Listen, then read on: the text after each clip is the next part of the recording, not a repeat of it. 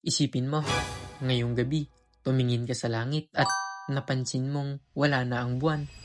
Hindi ito natakpan ng ulap, hindi rin eclipse, basta bigla na lang itong naglaho. Nakakatakot, di ba?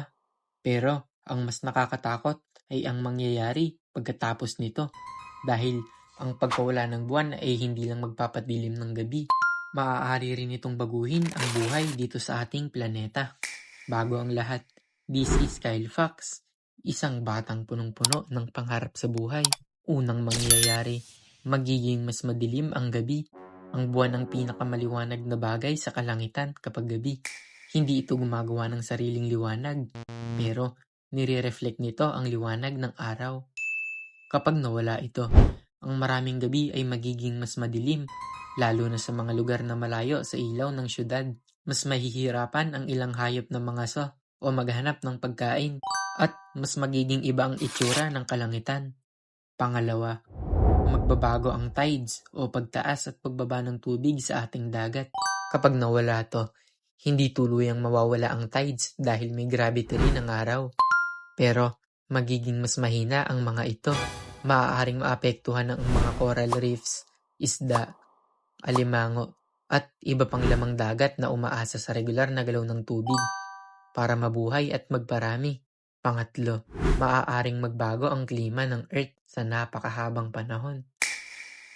May mahalagang trabaho ang buwan na hindi alam ng karamihan. Tinutulungan nitong panatilihing stable ang Earth habang umiikot ito sa araw.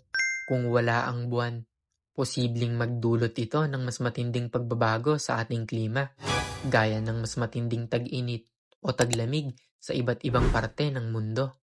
Hindi ito mangyayari kinabukasan, pero isa ito sa pinakamalaking pangmatagalang epekto. Pang-apat, maaapektuhan ang maraming hayop. May mga hayop na gumagamit ng liwanag ng buwan bilang gabay.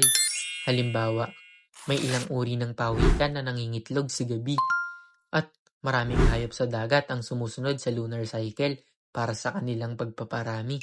May mga ibon at iba pang nilalang ding gumagamit ng buwan sa kanilang paglalakbay.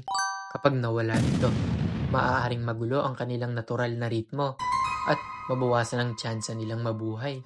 Panghuli, mawawala ang isa sa pinakamahalagang simbolo ng gabi. Sa loob ng napakaraming taon, naging inspirasyon ang buwan sa agham, sining, panitikan at ating kultura. Kung bigla itong mawala, hindi lang kalikasan ang magbabago, pati ang paraan ng pagtingin natin sa ating kalangitan. Sa kabutihang palad, walang senyales na bigla na lang mawawala ang buwan.